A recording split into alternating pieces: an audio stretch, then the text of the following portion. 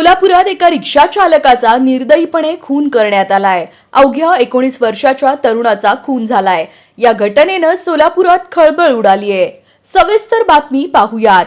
त्याआधी आपण जर आपल्या हक्काच्या राजनीती चॅनलला सबस्क्राइब केलं नसेल तर सबस्क्राइब करा, जेणेकरून आमचे अपडेट तुम्हाला लवकर मिळतील। दहिटणे रोडवरील मित्रनगरमध्ये असलेल्या निर्मल डेव्हलपरच्या पाठीमागे हा खून झालाय। युवराज प्रभुलिंग स्वामी असं मृताचं नाव आहे। युवराज हा रिक्षा चालक असल्याची माहिती मिळत आहे। तो शेळगीमधील शिवगंगानगर येथे राहत होता। अज्ञातांनी काल रात्रीच्या सुमारास युवराजच्या डोक्यावर सळईनं जोरदार प्रहार करत त्याचा खून केल्याचा प्राथमिक अंदाज आहे। घटनेची माहिती मिळताच पोलीस घटनास्थळी दाखल झाले। त्यानंतर त्यांनी तात्काळ तपासाला सुरुवात केली। युवराज याचं पार्थिव शवविच्छेदनासाठी सिव्हिल रुग्णालयात पाठवण्यात आला असल्याची माहिती मिळत आहे। या प्रकरणी पोलिसात तक्रार नोंद करण्याची प्रक्रिया रात्री उशिरापर्यंत सुरू होती।